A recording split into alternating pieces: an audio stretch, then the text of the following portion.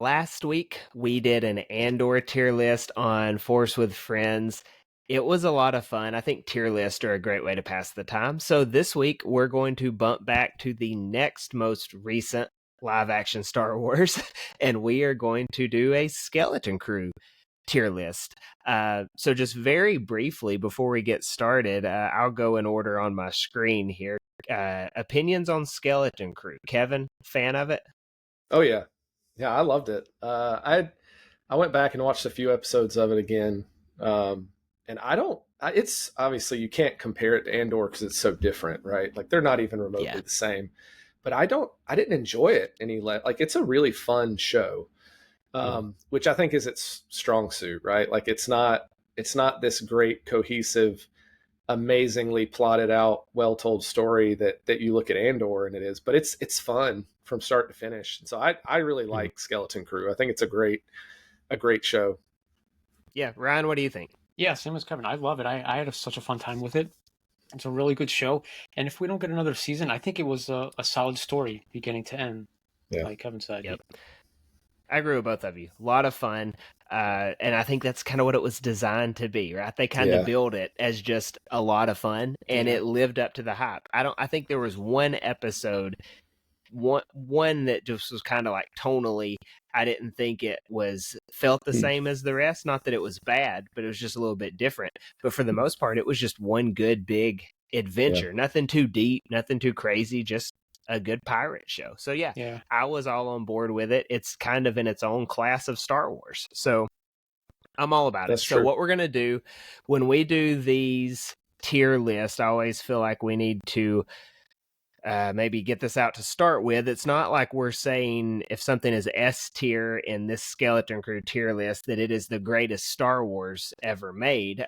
Just like if we're saying it's C or D or whatever, that it's the worst Star Wars ever made. We are judging it in a vacuum of its own series. So this is as compared to the other episodes. Yeah. This is where Skeleton Crew episode 1, 3, whatever you want to say, that's where it ranks. So that's how we do this. I think that's a great way to keep it balanced. If we just tier listed every Star Wars TV episode ever, man, that would be a litany of things and it would take way too long. So this is just within its own vacuum. So I have got us a Skeleton Crew tier list popped up here. Hopefully you can see it pretty well here. There's only 8 episodes, so it's not like it should be too small like the Andor one last week. Sometimes it was very scrunched up. Yeah.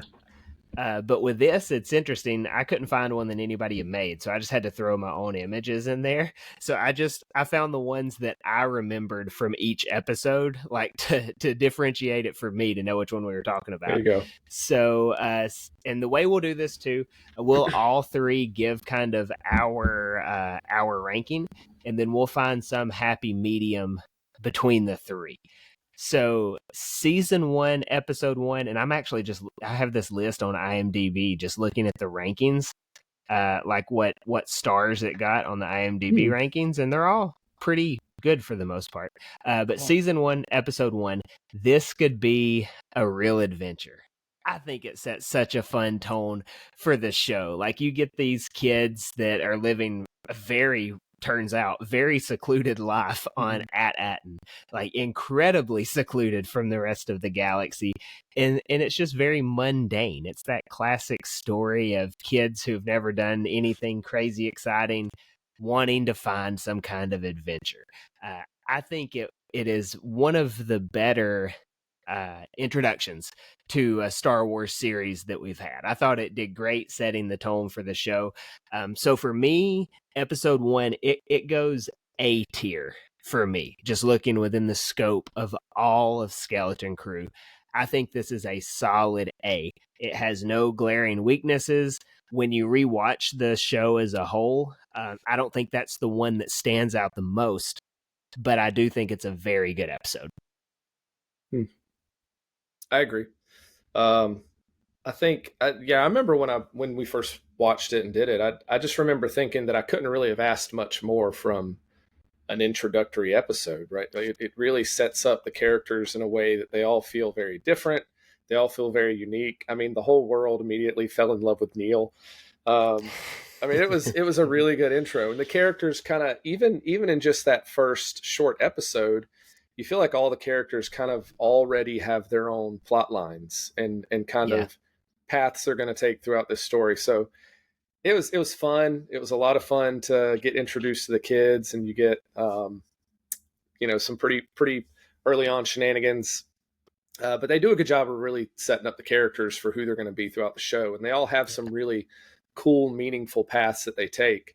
Like you said, I don't think you think back to the show and there's a ton of stuff that stands out in this episode, but it was so necessary for the great moments I think that come later. It was just set up really, really well. So I also had it A tier. I think it's a great start to the series. Ryan, what do you think? I think it's S tier. I had such a fun time with the first episode. I mean, just you talking about it made me smile. Just I remember watching the episode for the first time. I was smiling the whole time. I was like, "This is fun," and I loved. I know it's a bit of a touchy subject, but I thought the suburbs in Star Wars was really fun. I thought it was a nice change. I had no issues with that. It gave it some variety. Yeah, like you said earlier, that we're starting to get some different Star Wars now, so you can't really compare things now, and I like that. I thought it was fun. Yep, it was cool. You bring that up. That's a strange complaint for me. Like the suburbs in Star Wars. Yeah. First of all, we have farmland. Like we have. I mean, it's hard to call where Luke grew up as a farm, but the Skywalker homestead, it's just kind of out on its own, very rural. It's on a desert planet, so I mean, it doesn't relate to the farmland that we think about in the United States Southeast, maybe, but. That's a real life thing. You get all the apartment stuff in the city world on Coruscant. Why would there not be suburbs somewhere? Yeah. That's a different story. Yeah. Like, I did not really buy that complaint. The one thing that stands out to me, last thing I'll say on episode 1, is Neil and Wim doing that fake lightsaber battle at the beginning. That is so good. And then Wim running after the bus and Neil just like looking in the back window at him. Those are such good scenes. Some great moments. The suburb thing too, like it makes sense once you get to the end of the story and understand what this planet is, that it's like compartmentalized and separated for a reason. Like it's not just, hey, let's make it look this way for just to make it feel like this is always pegged as like the Goonies adaptation, but it actually had a narrative purpose in the way these planets were set up, which I thought made sense. But yeah, Wim and Neil kind of steal the show here, especially with their Jedi fight. I love Wim's that Jedi ideal he has is really cool, and it has a really cool storyline. So I was gonna say that pays off really well. Yeah. So going into episode 2, end of episode 1, obviously they shoot out of the planet, right? They go past the barrier, and episode 2 is titled "Way, Way Out Past the Barrier." So you get more of this lore building for AT-AT, more of the mystery, like, oh, what is it? Especially when they're on that pirate outpost. I forget what it was called. Do y'all remember what it was called? Oh gosh, I don't remember. Either way, I don't either.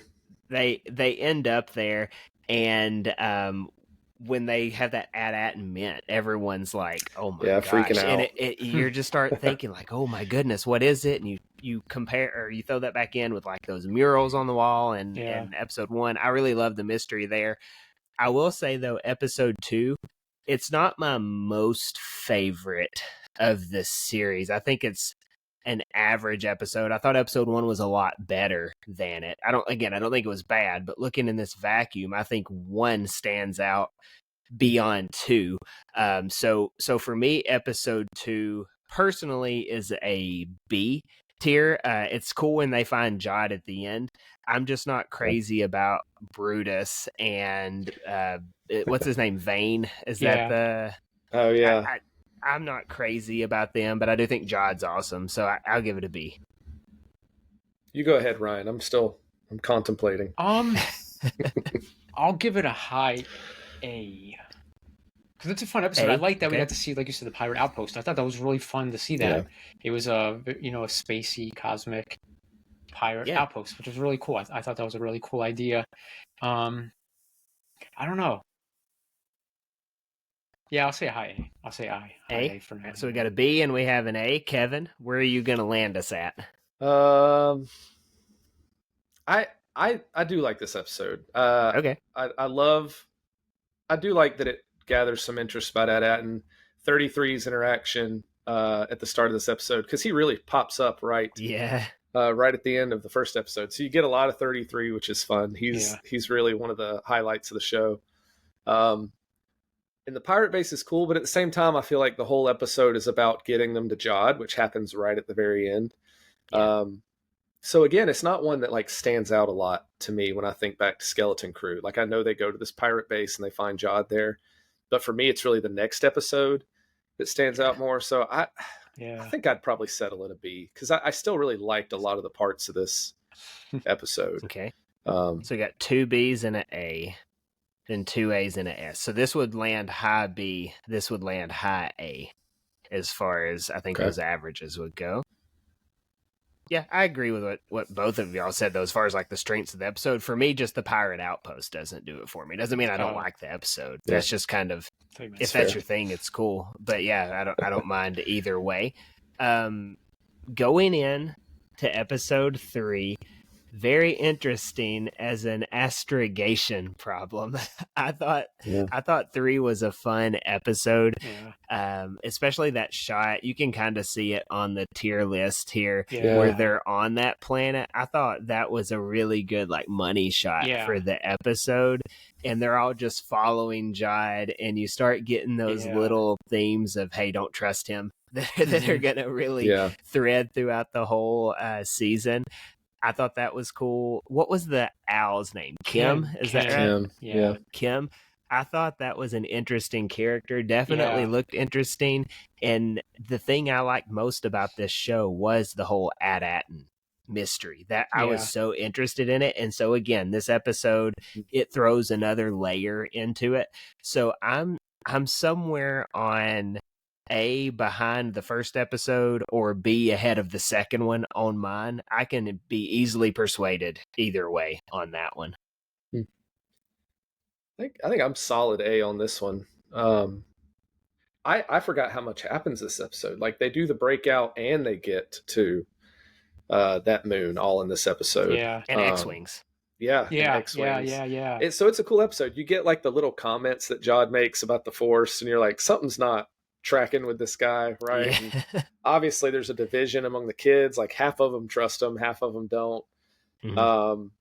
And so I thought the breakout was the best part of this pirate base. I really enjoyed that. And then, like you said, like when they go to visit Kim and this whole thing about the Jewels of the Republic pops up, like that was just so fascinating and interesting at the time. And I think for everybody, it was like just really piqued everybody's curiosity because it was new, right? Like bringing something different that was really intriguing and really interesting about these hidden planets, right? These Jewels of the Republic. Yeah. And so that was a really cool thing they plugged in there.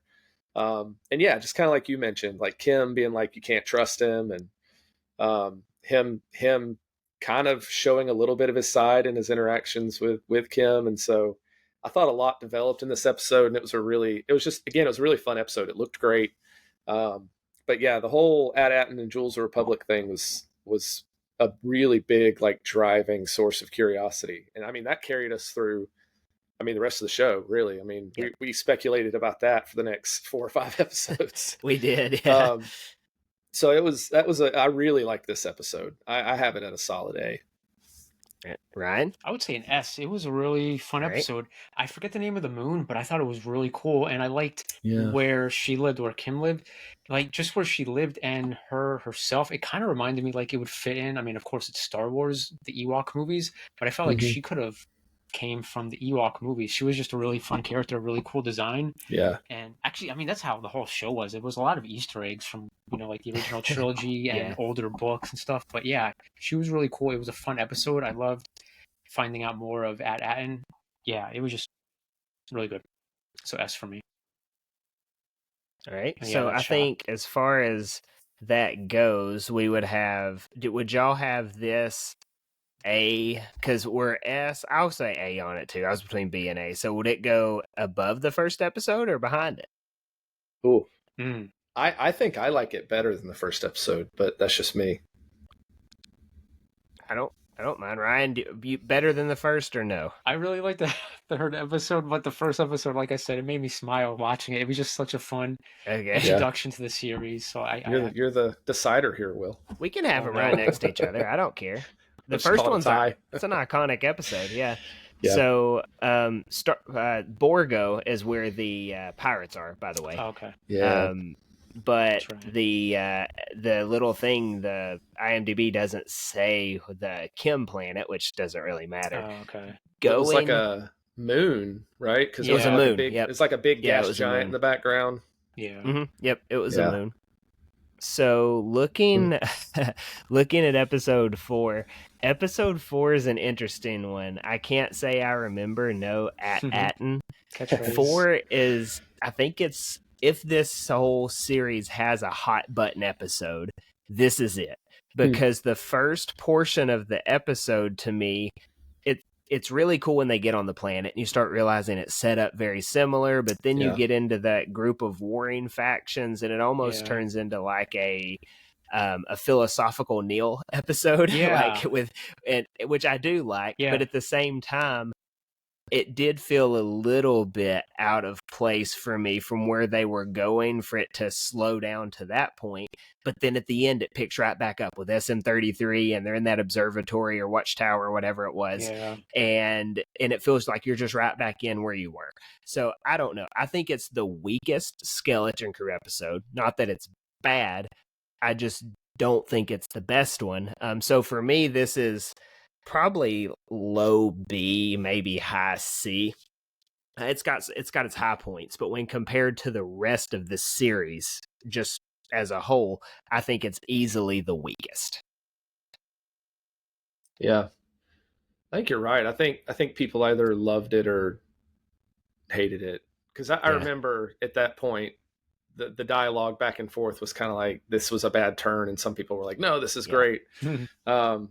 So yeah, I get what you're saying. I guess I felt some of both. Like I like Neil's moment that he has here. I think it's cool that, you know, he views himself as kind of, you know, this weak character who maybe can't do a lot.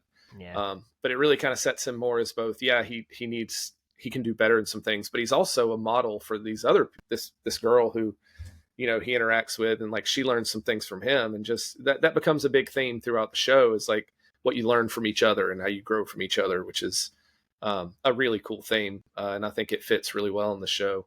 So I really like that. But at the same time, I do feel like the rest of the kids, and even Jod to an extent, are just kind of hanging out and waiting until something picks up at the end of the episode, which at the end of the episode's great, right? It Yeah. brings back some crazy stuff, and you have Fern's freak out moment and Yep. 33 just going unhinged. Like all of that was really cool and really left like a big cliffhanger on the end of this episode.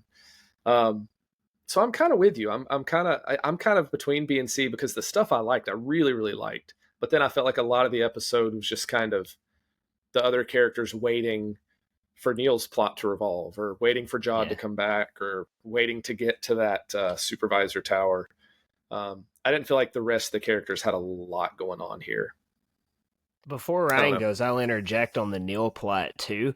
And again, even though I think for me personally, this turns out as just an average episode, I do like that every character plot point does pay off by the end. I think it was very well mapped. So you see Neil learning how to be brave in this episode, and again, it's paid off later. It's not as if, even though it was a kind of a fun zone show, nothing was just thrown out there and not done anything with. So even if I don't necessarily am crazy for the episode, I do like his plot development. Just maybe it did take up a lot of time. But sorry, go ahead, Ryan. No, it's okay. I like that point you made out, because every character had their moment, which I thought was really cool. It wasn't just like, oh hey, they're brave now, or whatever, whatever their plot point is. So I like that they, pulled right through with it to the end of it. So I like that. That was my favorite part of the episode. Neil finding his bravery and standing up to SM-33. And also I liked in that observatory tower, they had the map, right, of all the planets, including Atten. I liked that. That was a cool scene. I thought that was really cool. And the pirates were trying to, because they were like marked out, right? From what I remember. Yes. Well, I haven't seen all of them except one. Yeah, Atten was marked out, right? The rest of them had the names and coordinates, right? I think you're right. And then Yeah. At-Aten was someone had destroyed it, presumably that pirate. And then SM-33, Yeah. that's where you learn Yeah. where he says, I can't say I know At-Aten. Like, it's because he's been programmed. Not that he doesn't remember Yeah. it, it's that Yeah. he can't say anything. That was a big reveal there. I liked it. Yeah. We're only halfway through. We have Ryan in a hard spot now. I really liked it. It was a good episode, and I liked that part with the observatory, and it was just a really fun episode. I'll give it a high A. High A. So Yeah. I am, Kevin, where are you on the B to C scale? I think this one lands with our average. I think it lands in a B. To be honest with you, I think when I watched it, I would have said C, but I think with what it contributes and how it fits in with the rest of the series, I think I like it better after seeing the whole show. So I'd probably settle it.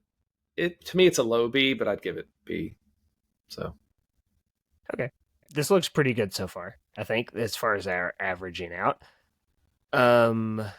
So episode 5. This one is a lot of people's favorite episode. It's the highest rated episode amongst critics and fans of all the episodes. It is, I think it's my favorite episode. Episode 6 is really good too, but I do think 5 is my favorite, where they go to the spa planet world. Yeah. It's titled "You Have a Lot to Learn About Pirates." Yeah. And again, we play a little bit more, really we play a lot more on you can't trust Jod, right? So so we go they go wherever, what is the world called? Lanupa. We're going to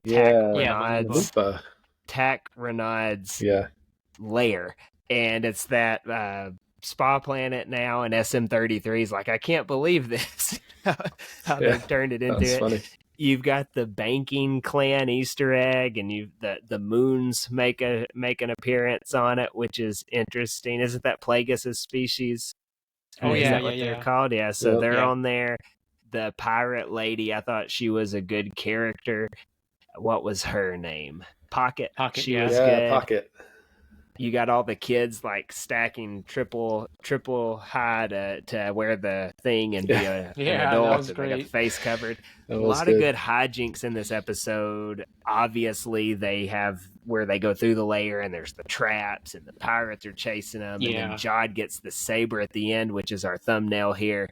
And that's like, to me, that was the money shot of Skeleton Crew as a whole. When he gets that saber, all the lightsaber companies within like 5 days had that saber up on their store, like they're going to be selling it. This episode is S tier for me. It is so good. It has all of the adventure. It still adds to the mystery of Tack Renaud and At-Aten, and it's fun. It's got, again, at the end with him and the saber, what's he gonna do? Is he good? Is he bad? Kind of got an idea, but it's really good. So it's an S for me. Go ahead, Ron.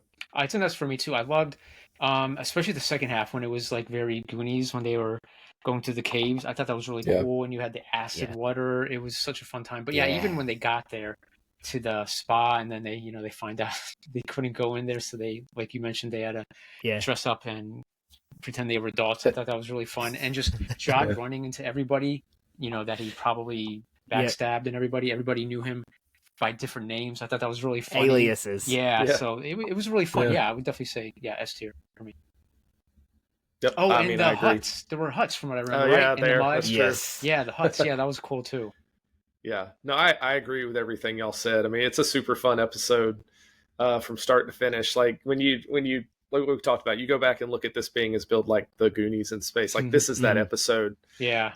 With the the riddle and they have to solve the puzzle and the treasure chamber. Like that whole sequence is just very very reminiscent of that. But it was a lot of fun. Like from the very beginning where we get like this legend of Tack Renaud and the Onyx Cinder. They learn that, oh man, that's what this ship is. Like this is a legendary ship. Yeah. And, Lanupa is just a cool place, right? That there's just this spa planet where people go and hang out. It was just a lot of fun. I think the turn at the end, I mean, I think we all knew Jod was not above board, but I think we realized he's a bit colder than we expected. I mean, when he turns, he really turns, right? He turns 33 on him. really threatens them. And I mean, he's, cold is the right word, and then just leaves them there. So, definitely was a fun episode with a great ending. And so, I don't think there was anything in this episode not to like. It's easily one of the best episodes of the series. I agree. I got a question. Was it episode 3 when Jod says to Neil, "Your focus determines your reality"? Remember that? That was either at the end of it was 3 at the end, what right? was it? When they were on the island together? It would have been 3 or 4, because he has that discussion on the ship. Yeah. So as Fern and KB are kind of doing their own thing one way, Jod is having that conversation with Neil and Wim, right? Mhm. And like one of them's upset or something, and he says that. I'm trying to remember.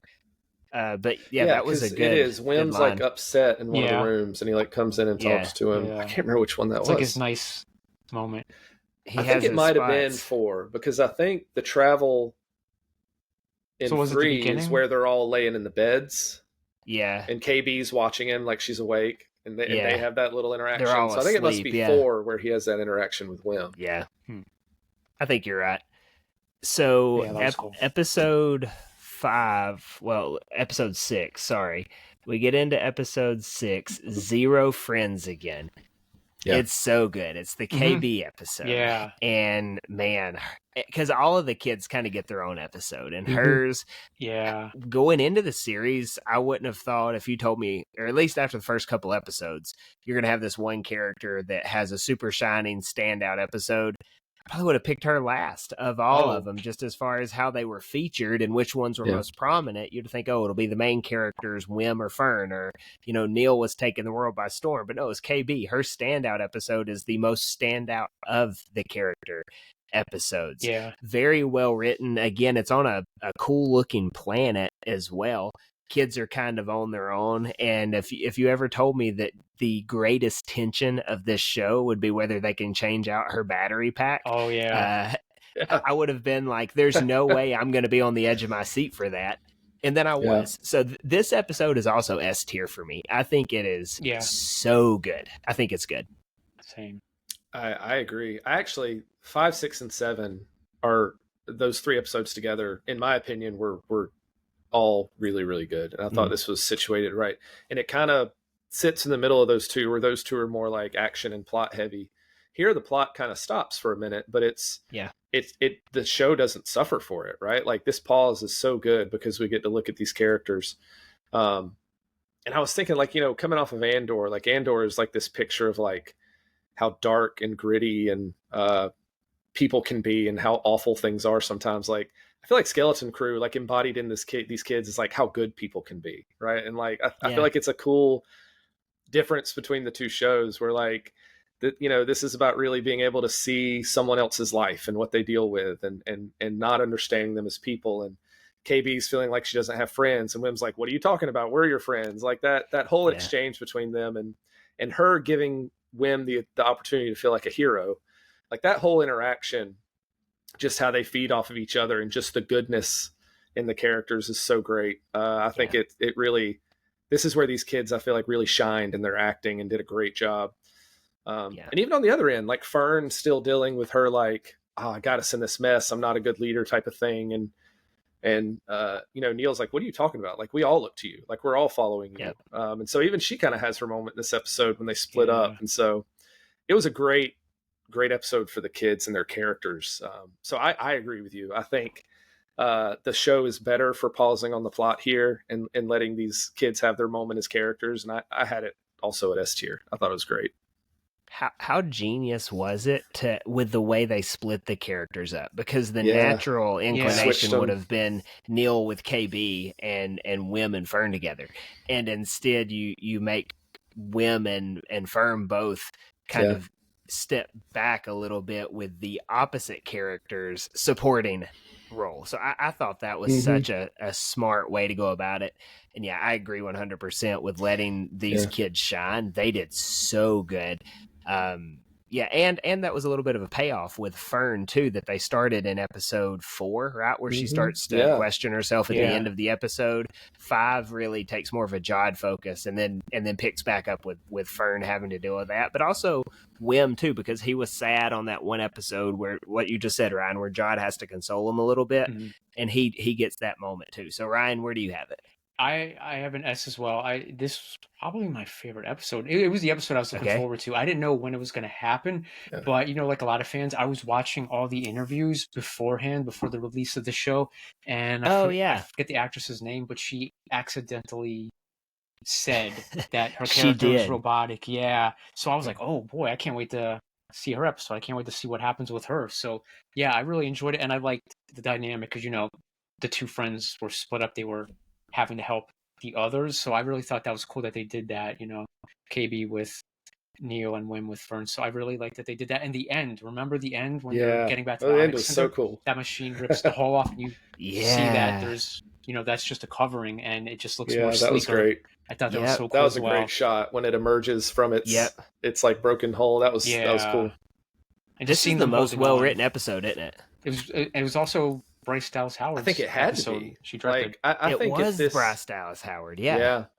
But I think it is, because it had, like, if you stop the plot and just focus on these characters, you can't do something like that if it's not well written. Like, then your show crashes. Like, it had to be, if you're gonna just have these kids sit on this planet for a little bit and not have any of the other plot points move forward. I'm kind of with Ryan. I don't know if it is my favorite, but it might be tied for my favorite. I really does like this go ahead here? Does it go to the top of the S tier, or are they just on the same? I mean, it's good. This one's a hard iconic. Hard one. Yeah, I mean, I guess they're on the same level for me. I suppose it's just on different sides different. of the same they're very coin. Different. Yeah, right. Like they're both, as far as your action goes, you've got all of this one, right? Your mischievous '80s adventure, and then as far as your story goes, you've got this one. So really, I mean, those are interchangeable there for me. They're great in their own respects. And they're like one long episode. That's true. If you watched it in Andor style, right, that could be one long episode there, because it's the Onyx Cinder payoff arc as well. You get all that. Episode 7, we're going to be in so much trouble. Now, is it 6 or 7 where they have the pirate code deal with Jod? Oh, it's 7. It's 7. It starts off 7. Yeah, because he gets captured right at the end of 6. Yes. And then 7, he comes back, right? He gives that iconic speech that he has. That was so good. And I forget what he says, but he was like, I'm hungry. And then he keeps going from there. Yeah. It was a really good scene for Jod. He's very much a bad guy. I think his aliases continue to go on this one, because by the time they do get back to AT-AT, and I don't think we thought that was going to happen in episode 7, and it did.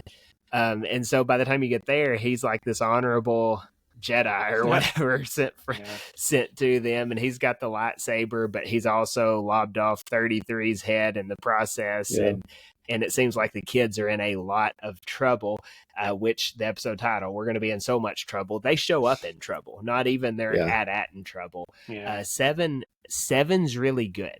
I don't know that it's better than 6 or 5, but I think it's a really good episode. I've got it in the high A ranking for this. That's where I have it at. He also is it this one where he shoots Brutus in the face? Yes. Yeah. It's kind of takes over as the captain again. So I've got this high A. This was another episode where there was a lot that happened, because it starts with his capture, and they get all the way to AT-AT and down into the vault. Like, this is an episode that moved pretty quick. I think it's my lowest S, though. I love this episode too. The Brutus moment where the kids, I feel like they're kind of torn about whether they're there to save Jod or what they're there for, and then they see him just like in cold blood murder this guy that they're holding, and that they trapped. That's like the first time they like actually see death in this show, and it like it's a huge moment, and then go from there with the claimsies thing and 33, the whole close enough, and he turns and He was like the all of police that. officer of it. Yeah. It was hilarious. It was fun. Like something so dumb as Claimsy's coming back around and it being like just a great moment of levity in that scene. But then then you get that whole Jod just like he's starting to become a little unhinged. Like he's flustered. Like he's annoyed with these kids. He's just like, why can't you do what I tell you? Like he's becoming a little bit crazed here. And so you begin to see Jod losing that charisma and that composure. And then they get down to the planet and you have that moment where he's just in love with this money in the vault. Like there's so many great moments in this episode. And then that final shot, right on the bridge with him and the lightsaber, so good. The parents were there. You know, there's not as the character moments aren't as meaningful as like 7 was. And I do think 6 was still, as 6. And then I still think 5 was a little more fun. But I still have this at the top tier for me, lower than the other 2, but I really like this episode too. Ryan? I would say S. I just liked how piratey it was when he was, giving his speech like you mentioned, and he took out Brutus and took back his place. Because remember, we didn't mention the opening of the first episode. Oh, where he's Captain Silva. He's there, the captain, and it was like, and a lot of people compared it to the opening of A New Hope. Comes full circle, but instead of the Empire, it's pirates coming in and taking over the ship. Yeah, I thought that was a really cool opening. So, I wanted to mention that because it was very piratey as well. But it was a really good episode. I liked it, and as you guys mentioned as well, when he got into the vault, he was just like, letting the credits just rain on him. I was like, this guy. It's like the Scrooge McDuckins or whatever. Yeah, that's what it's like. That's funny. That was fun. See, I didn't make it all the way through my rewatch. I just ran out of time. So now I really need to go watch 5, 6, and 7 again because as it was coming out, I remember just as far you can't always follow different people's metrics on their YouTube channel to be able to tell what people are excited about. Yeah. But I will tell you 5, 6, and 7 is when my videos did the best, which means it's kind of empirical, but it's when people were getting more into the show, right? Because it caught its steam. That's true. The same thing happened when we all covered Andor. Once you got to 7, 8, and 9, things picked up like crazy. You go back to the Acolyte, Kevin, you and I talking episodes 4, 5, and 6. Things really picked up on those 3 episodes. Like you can just tell when the fans are getting into stuff because everyone's looking for more stuff on it. I do remember 5, 6, and 7 maybe being the most fun to cover this because we had a lot of people interacting with us. It was a good time. Very well written trio here for the S tier. And then you get the finale that honestly, when we were breaking this down as it was coming out, we were not expecting a whole episode to be on AT-ATN. So the real good guys, and it's still a payoff too to something that happened all the way back in episode 3. They just keep paying stuff off. So I thought it was a super fun episode. You get the X-Wings, you get Wim redeeming himself with the lightsaber. He holds it the right way this time. You learn who the leader of AT-AT, and I forget what did they supervisor call him? Is that the what supervisor. That line he gives where he knows Jod's full of it, like he's the robot is the one who can see the straightest through Jod, and he said, you say you're a Jedi, but the last thing we heard was that they're traitors. So which one is it? And he knows he's in trouble, and he stabs the robot.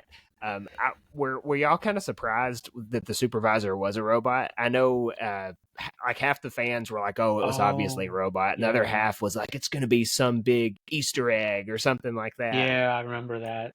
Some were wondering if it was Thrawn. I feel like it had been too long for it to be a person. I feel like it had to be something automated. I thought it was a person. But it didn't go the way I thought it would. It was really interesting. I thought it was cool. So I guess episode ranking wise for me, this one is an A. It's not like 5, 6, or 7. I think they had a lot to do there. And I mean, they wrap it all up very well. You get the X-Wing showing up at the end. You kind of get, a little bit of closure with also a little bit of an open door for like, oh, the New Republic's here and we know they're incompetent. So where's this story gonna go from here? Especially where it falls into the timeline. But again, I could not argue that this is the best episode of Skeleton Crew. Each character gets their high point, but they move through it pretty quickly. So to me, it's an A.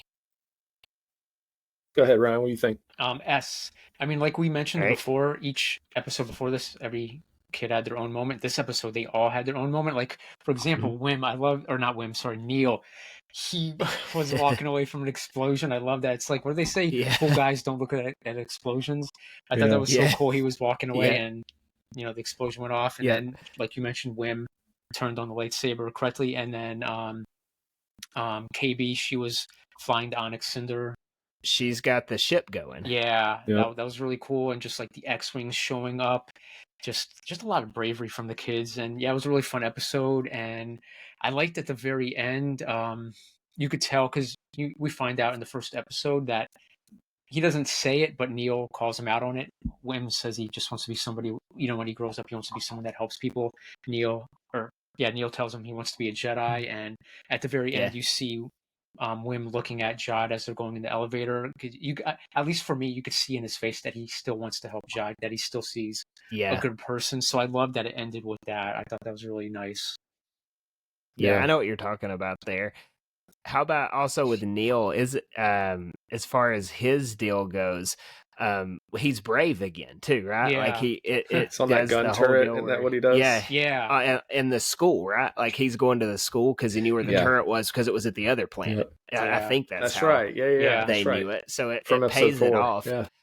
Again, even what I would and a lot of people would say is the weakest episode. There's still plot points there. So yeah, Ryan, I can track with you on all that. Kevin? Yeah, it was a fun episode. I love the kids back with their parents. I think it was fun to watch their parents have to change their perception of their kids because these kids have changed. I thought that was a really cool thing, and seeing them come around. I love. I mean, there's not much to add to the character arcs, right? Like you guys mentioned, everybody kind of gets their moment where they get to demonstrate that they're different, right? They've changed for the better from this excursion. I really love Ryan. You mentioned that scene in the elevator. Because, Wim's kind of had to abandon this idea of Jod as this Jedi and what Jedi are. But then at this moment, like he has this opportunity to do like a Jedi thing, right? Like extend your hand to someone who needs it, even though, he may not have been the nicest guy. Yeah. And just the mercy in that I thought was a really cool moment for Wim. Yeah. And Jod's interesting, right? Because he never really, like Jod could have killed these people at any point, but he continues to not. Yeah. And he continues to be really frustrated about it. He's always just like, why aren't y'all listening? Like, why won't you? And so even with Jod, we kind of get a character like he doesn't want to be evil. He wants to be rich, right? Like he just wants some money. And so I love the conclusions for a lot of these characters. My one gripe is knowing this is a show it's probably done. Yeah. Like I wanted something. Like I feel like they tie everything up so good and then it's like cut, done. It was such an abrupt close for me. Like I felt like I needed an epilogue or something. Like where are these kids? Like what are they doing now? Did they stay on At-Aten? Did they go somewhere else? Like those big questions about this planet and what it meant for this planet now, like those were things I needed answered for how this resolution would take place. Like to me, it wasn't just who's going to get to the vault. It's man, now that this planet's discovered and the New Republic's here, like what are these kids going to do? What's their life going to be like now? And all of that's just left like unanswered. So that's my biggest gripe with the finale. I think you'll get an answer for that, so? Though. Even if it's just in passing in, the Mandalorian movie or these subplots and all these other Mandoverse things. I hope so, but I'm novels. Not confident that I will. Novels, yeah, that's true. Yeah, what ranking did you give this, by the way? I have it at an A. Like, I loved everything about it. I felt like the closure was so fast. But that's the only gripe I had. I think this is a good list. I think looking at how, B is supposed to be just average. You only got a couple that we averaged out there. You've got 3 really good episodes and 3 great episodes. It was just a well-grounded show. Of talking where it goes from here. We've talked about this months ago when this was happening, but I do still think that the door is open for them to continue this story, whether it be within, like, if they go the Avengers style, you know how everyone always says, like, oh, there's going to be this big Avengers Marvel-esque movie that wraps up this whole Mandoverse. Yeah. We'll see if that happens. But if they do go that way, I think you can plug in Jod there. Like, they prison break him because they know he's force sensitive or something like that. Like, you could be like, oh, I know one guy who would do anything for credits, and he's force sensitive. So I could see them getting him into it. The whole At-Atten deal, I think my thoughts on it is the New Republic, it's going to have to fund their war, right? Or it's going to have to fund somebody's war. So that's just kind of what I think there. But I don't necessarily understand the galactic politics and where their economy stands at the moment. So that could just be me thinking on that. But actually, I had one more thing. I just remembered none of us brought it out. Remember, for weeks we were all speculating if we were going to get an episode of flashbacks for Jod's backstory or even a mention of it, and we got it in the 8th episode. That's true. We did. His master. We got that, so I thought that was really cool as well, and I like that. And remember, there was also the actress who filmed scenes as his master. She put the pictures up after the episode aired because they cut it. But I thought that was cool that we finally got that as well. That's we learned true about that too. And I was satisfied with it. I thought it was a good backstory to who Jod was and why he was so jaded. So we didn't have that whole episode. He just talked for a few minutes and we got everything. So I thought that was really cool. I think Star Wars, this is like a very original trilogy thing because the original trilogy did not have the source material. We can go to Star Wars now, and it's like you can pull stuff from episodes of TV and movies and stuff and cross-reference it with other things and make it be like, this is what they're talking about here, here, here, and here. In the originals, and Sam Witwer has like the greatest explanation of it, but Obi-Wan is just spewing randomness on Tatooine, and it's like, you know what? Does sound good, the Clone Wars thing. I cannot believe they fought in that. And you keep going, right? Like Jod's backstory, that is so back to the original Star Wars, where he just gives like 4 sentences, maybe 4 sentences about where he comes from. And we're like, that's great. Like, makes sense. Follow that. We don't need the 70 different Order 66 flashbacks that they keep trying to force down our throats in all these other shows. I'm watching all of them. But it just shows, I think, how well this show was written, that you can, and they made up this entire legend of nothing, right? Like the Onyx Cinder and Tacronite and all these different things. And so it's just hearsay here and there. And it was written in a way that we were very interested in it. So I think Skeleton Crew is an incredibly underrated show. Now I'm going to have to go back and rewatch it all just because it was so fun. It doesn't have its glaring weaknesses. I don't think it has the, for right or wrong, divisive things that gets all the fans up in arms. It's just a good, fun show, and I think, unfortunately, a lot of people missed out on it. It's got like the lowest viewership numbers, and it is by far better than... It's probably better than half the Star Wars stuff we've got in TV. So and it's interesting because it's not like it's a big commitment. Like, it's a short season. It's just a self-contained, fun story. I don't know why it didn't take off. And I don't think I you know how YouTube and commentators go and stuff. I don't think there was as much negativity out there, even from like the people that are usually negative. If anything, it was like, this is pretty fun, or, it's not the most exciting, whatever, but it wasn't like the rage bait type stuff that sometimes you get either. So I don't know why many people didn't watch it. I know the fall is a busier time for people in general. Maybe that's a thing. Jude Law was in it. They promoted it like crazy. I don't really did.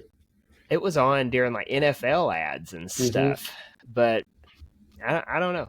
The Mandalorian always started releasing like in that window from Thanksgiving to Christmas when everyone's kind of winding down to be at home, and The Mandalorian was iconic. So I mean, you could autopsy this left and right, but it's just kind of weird to me that it didn't get the attention. As if you go to cons, like if you go to cons, even these kids' autographs outside of Jude Law, like you could sign up for him the day of and not really even pay a whole lot to go like get an autograph and picture with him. And I think I mean, I think they're all going to be big deals one day. So I don't know. Remember It's just a weird MegaCon thing. got that last minute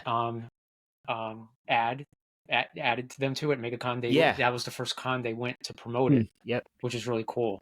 Yeah, and then they were here for our local con, and they did a lot of them throughout Florida. So I don't know, it's interesting. But yeah, I do not know why people did not watch Skeleton Crew, but they really should. You should go watch it. It's a lot of fun. That should be your title. Why you should watch Skeleton Crew.